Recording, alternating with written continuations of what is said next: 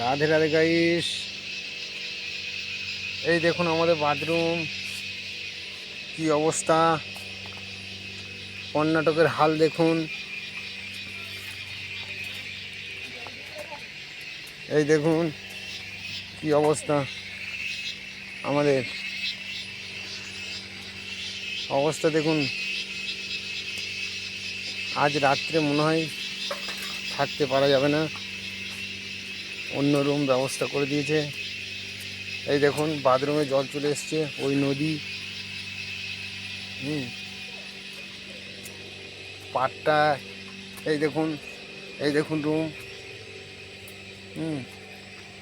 এই অবস্থা। এই দেখুন পাটটায় জল ঢুকে গেছে।